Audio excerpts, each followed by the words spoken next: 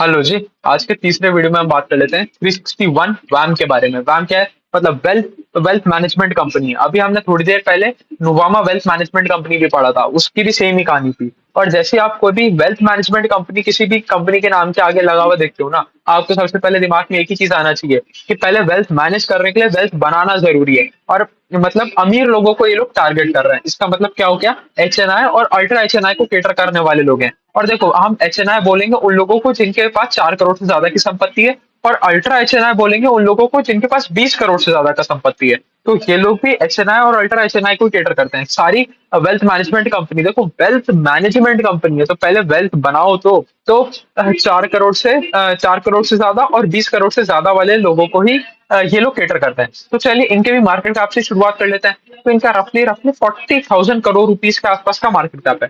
उसके बाद हम एक और चीज समझ लेते हैं। देखो, वेल्थ मैनेजमेंट जो डिवीजन है ना, वो थोड़ा सा स्टिकी बिजनेस है। देखो, आपके पास ऑलरेडी 4 करोड़ का वेल्थ बना हुआ है। मिनिमम मिनिमम हम लेके चल रहे हैं कि 4 करोड़ के आसपास का आपके पास वेल्थ है।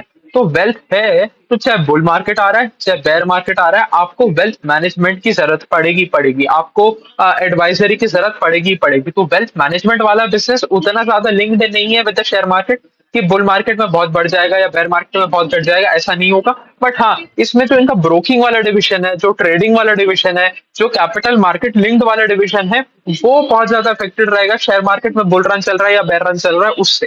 देखो, आप वो कहानी करो कि भाई 10 साल बाद क्या होगा, तो 10 साल बाद वाली पिक्चर छोड़ दो। आप करंट चीज देखो कि कब इनके रिजल्ट खराब आने शुरू हो जाएंगे, कब इनके रिजल्ट अच्छे आने शुरू हो जाएंगे। हमें उस चीज पे फोकस करना है।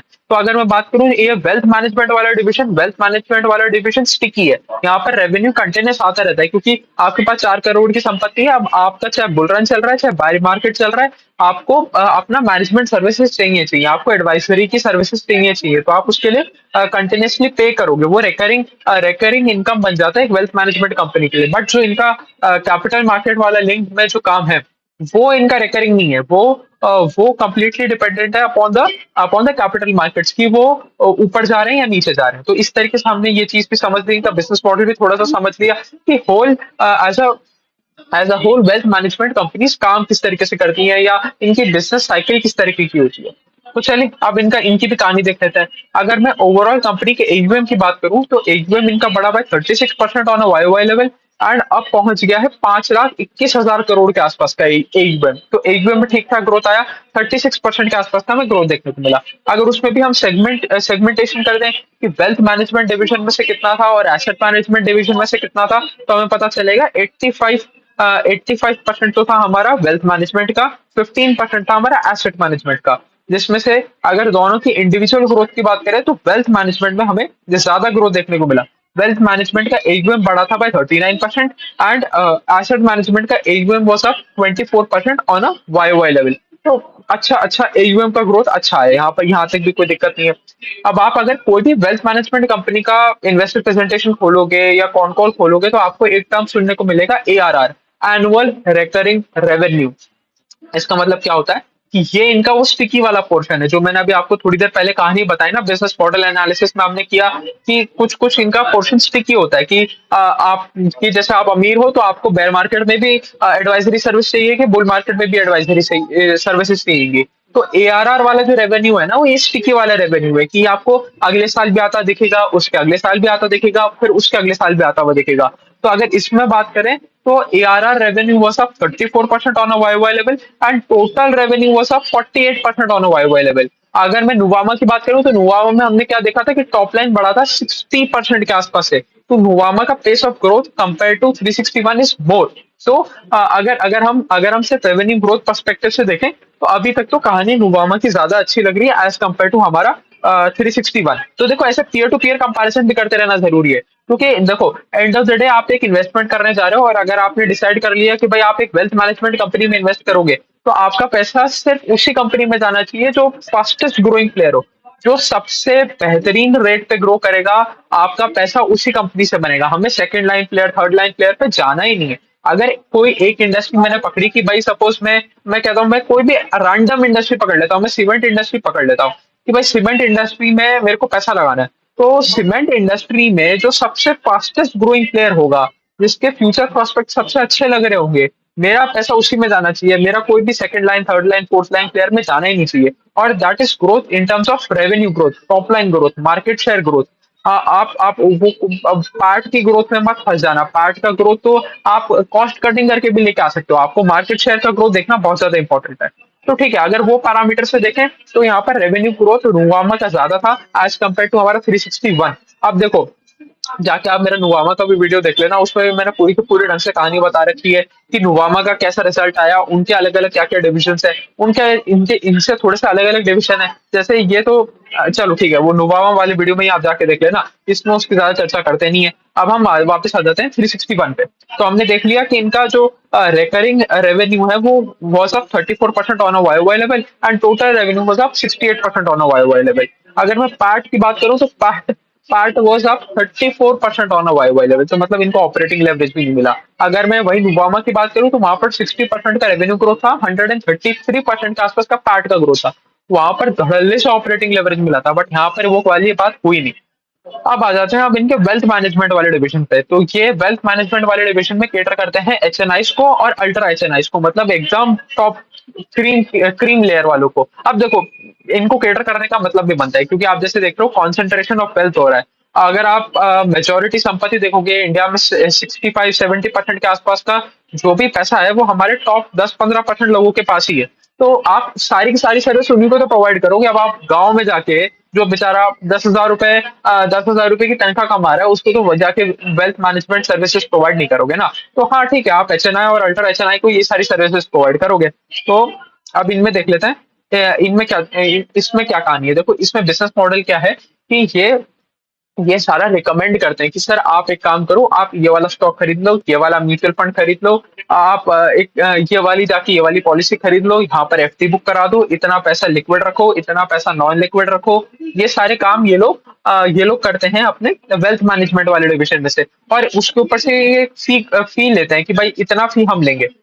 ये इनका फिक्स्ड फी है कि सपोज जब जब आप इनके इनके साथ जुड़ोगे तभी आपको बता देंगे कि भाई इतना परसेंट ऑफ टोटल आपका जो भी एयूएम है या जो भी इन्वेस्टमेंट है उसके ऊपर हम लेंगे। तो ठीक है, वो एक ट्रांसपेरेंट फी मॉडल बेसिकली इसको ये लोग बोलते हैं कि ट्रांसपेरेंट फी मॉडल में हम लोग काम करते हैं। तो एक तो इनका ये वाला डिविजन हो गया। उसके बाद जो ट्रेड्स होता है तो एक इनका ब्रोकिंग वाला डिविजन हो गया।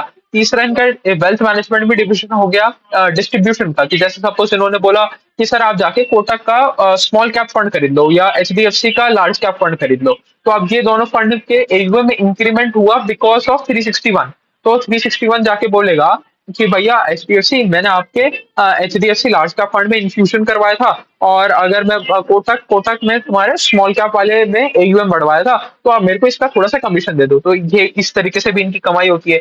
उसके बाद ये अपने क्लाइंट्स को लेंडिंग भी देते हैं, मतलब उधारी लोन भी देते हैं, फंडिंग भी प्रोवाइड करते हैं। तो इनका फंडिंग बुक भी है, तो वहां से भी इनको इंटरेस्ट इनकम का कमाई होता है। तो ये थी कहानी वेल्थ मैनेजमेंट वाले डिविजन की। और ये डोमेस्टिकली भी और इंटरनेशनल भी है। तो इंटरनेशनल में अगर मैं बात करूं, शायद सिंगापुर विंगापुर में भी दो तीन और लोकेशन पे भी ये लोग इंटरनेशनली भी ये सारी सर्विसेज प्रोवाइड करते हैं। और अगर मैं आ जाऊं इनके एसेट मैनेजमेंट वाले डिवीजन में, तो एसेट मैनेजमेंट वाले डिवीजन में अलग अलग तरीके के प्रोडक्ट्स प्रोवाइड करते हैं, खुद के भी करते हैं और दूसरों के भी करते हैं। तो मतलब चाहे ऑल्टरनेट इन्वेस्टमेंट फंड्स हो गए, पीएमएस हो गए, म्यूचुअल फंड्स हो गए, तो खुद के भी हैं और दूसरों के भी हैं। तो ये दोनों सर्विसेज ही प्रोवाइड करते हैं। अगर यहाँ पर मैं एयूएम की बात करूं तो हमने पहले देख ही लिया था, फिर भी एक बार देख लेते हैं कि 10.2% का इंक्रीज आया ऑन क्वार्टर लेवल। अब हम बात कर रहे हैं ये एसेट मैनेजमेंट वाले एयूएम की। तो एसेट मैनेजमेंट वाला एयूएम बढ़ा by 10.2% on quarter level and 24% on a Y Y level. और इसमें से भी मेजर कंट्रीब्यूशन आ रहा है इनके एआईएफ फंड से। एआईएफ क्या है? ऑल्टरनेट इन्वेस्टमेंट फंड से। अगर मैं बात करूं पूरे के पूरे जो एसेट मैनेजमेंट वाला है, देखो पूरी पूरी की पूरी बुक का अगर मैं पूरा का पूरा इनका इन्वेस्टमेंट देखूं, पूरा का पूरा एयूएम देखूं, उसमें से जो एसेट मैनेजमेंट है वो सिर्फ 15% कॉन्ट्रीब्यूट करता है। और उसमें से भी 50% आता है ऑल्टरनेटिव इन्वेस्टमेंट फंड में से, बचा हुआ 15% आता है म्यूचुअल फंड में से, और 35% आता है हमारा पीएमएस सर्विसेज में से। और जो इनका सबसे बड़ा सेगमेंट है, जो ऑल्टरनेटिव इन्वेस्टमेंट फंड वाला सेगमेंट है, उसमें कुछ खास ग्रोथ आया नहीं, वो सिर्फ 8% से बड़ा on a Y Y level. तभी आपको देखने को मिल रहा है कि भाई वेल्थ मैनेजमेंट वाले डिवीजन में आया 36-37% के आसपास का ग्रोथ, और आपका एसेट मैनेजमेंट वाले बिजनेस में सिर्फ 24% के आसपास का ग्रोथ आया। क्योंकि जो majority 50% of the asset management वाला सेगमेंट था वो बाय इटसेल्फ ही ग्रो किया सिर्फ 8% के आसपास है। ये तो पीएमएस में हमें बहुत तेज ग्रोथ देखने को मिल गई और म्यूचुअल फंड में ग्रोथ देखने को मिल गई, जिसकी वजह से 24% के आसपास का ग्रोथ कर पाया एसेट मैनेजमेंट वाले डिविजन। तो ठीक है, all in all average set of numbers from 361। अब एक बार फाइनली रेवेन्यू सेगमेंटेशन समझ लेते हैं। इनका 58% रेवेन्यू आता है ट्रांजैक्शन बेस्ड इनकम से। अब देखो ये है dependent upon the capital markets, कि जब बुल मार्केट होगा तब ये कैपिटल, ये सॉरी ट्रांजैक्शन बेस्ड इनकम ऊपर की तरफ निकल पड़ेगा, जब बेयर मार्केट होगा तब ट्रांजैक्शन बेस्ड इनकम नीचे आ जाएगा। मतलब बहुत हालत टाइट हो जाएगी। ये वाला ऐसा है कि जो pure and pure capital markets के ऊपर डिपेंडेंट है, स्टॉक मार्केट्स के ऊपर डिपेंडेंट है, बुल रन के ऊपर डिपेंडेंट है। तो ये वाला इनकम में कोई भी ऐसा कोई रिकरिंग इनकम नहीं है ये। और वहीं अगर हम बात करें, 28% है हमारा, 28% है वेल्थ मैनेजमेंट से और 14% है एसेट मैनेजमेंट से। वेल्थ मैनेजमेंट वाला और एसेट मैनेजमेंट वाला रिकरिंग इनकम है, बट ट्रांजैक्शन वाला रिकरिंग इनकम नहीं है। ये बुल मार्केट है इसलिए ट्रांजैक्शन इनकम ज्यादा आ रही है, बेयर मार्केट में ट्रांजैक्शन इनकम बहुत ही कम हो जाएगी। तो ये चीज हमें ध्यान रख के चलना है। तो ठीक है, यही थी कहानी 361 के बारे में। हमने कंपैरिजन किया 361 का विद नुवामा, बट नुवामा का रिजल्ट बेटर निकला। देखो अगर मैं बात करूं, हम टॉप लाइन देख रहे हैं, टॉप लाइन देखें तो टॉप लाइन उसका बढ़ा था 60% से, इनका बढ़ा 48% से।